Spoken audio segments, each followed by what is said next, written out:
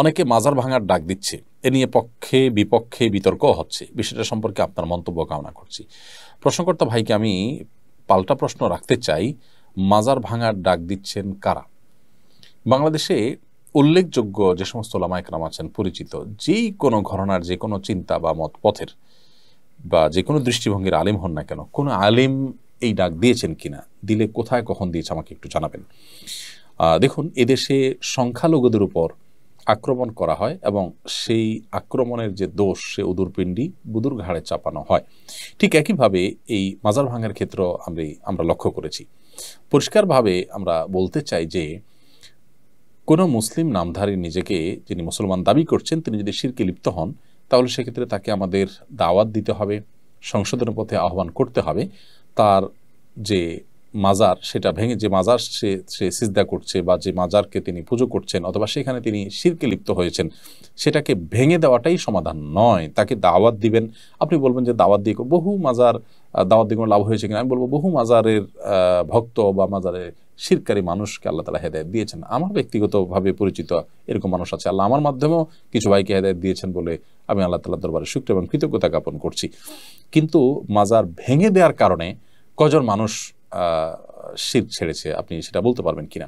দেখুন, আপনি যদি কোনো কাজ করার কারণে সেটা দিন শেষে ইসলাম এবং মুসলমানদের ক্ষতি ডেকে আনে, ইসলাম এবং মুসলমানদের দুর্নামের সুযোগ পায়, ইসলাম এবং মুসলমানদের দাওয়াতি কাজে বাধা সৃষ্টি করার কারণ হয়, তাহলে সেক্ষেত্রে সেটা মনে রাখবেন যে ইসলামের কাজ নয়, সেটা শয়তান আপনাকে নেক্সট সুরতে ধোঁকা দিয়ে আপনার দিয়ে এই কাজগুলো করাচ্ছে।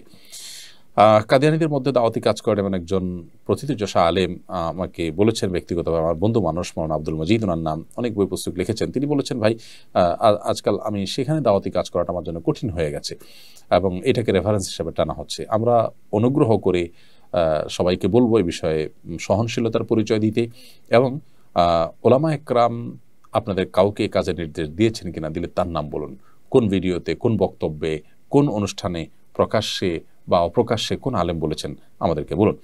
এই যে রবিউল আউয়াল আসছে, 12 রবিউল আউয়াল, সে উপলক্ষে আমরা বলবো সবাইকে সর্বোচ্চ সতর্ক থাকবার জন্য, যাতে কোনোভাবে 12 রবিউল আউয়াল উপলক্ষে যে আনুষ্ঠানিকতা হয়ে থাকে, আমাদের অনেক ভাইরা যে সমস্ত জশ্নে জুলুস ইত্যাদি করে থাকেন, সেখানে কোনো মানুষ যেন আক্রমণ করার চেষ্টায় লিপ্ত না হন। আমরা অনুগ্রহ করে সবাইকে সর্বোচ্চ সহনশীল থাকার কথা বলবো। যেহেতু মাজার ভাঙার প্রশ্ন আসছে, সেজন্য কয়েকদিনের মধ্যেই যেহেতু রবিউল আউয়াল শুরু হচ্ছে, 12 রবিউল আউয়াল শুরু হচ্ছে, সেজন্য সে বিষয়ে আমরা সবাইকে উদাত্ত আহ্বান করছি সর্বোচ্চ সহনশীলতার পরিচয় দিতে। মনে রাখবেন, এগুলো কোনো অবস্থাতে একজন দায়িত্বশীল মুসলিমের কাজ নয়।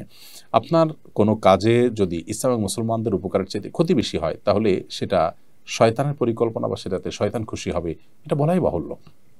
এজন্য আমরা বলতে চাই যে এই জাতীয় বিষয়গুলোতে আপনার আবেগ, আপনার নিজস্ব বিবেকের উপরে আপনি ভরসা না করে ওলামা একরামের দিক নির্দেশনাকে আপনি শুনুন। আমি আবারও বলছি যে উল্লেখযোগ্য কোন আলিমের নাম বলতে পারবেন যিনি আপনাকে এই কাজ করার নির্দেশ দিয়েছেন? অনুগ্রহ করে যদি সেরকম কেউ থাকে আপনি বলুন। আমার জানা মতো এরকম কেউ নেই। আল্লাহ তাআলা আমাদেরকে হেদায়েত দান করুন।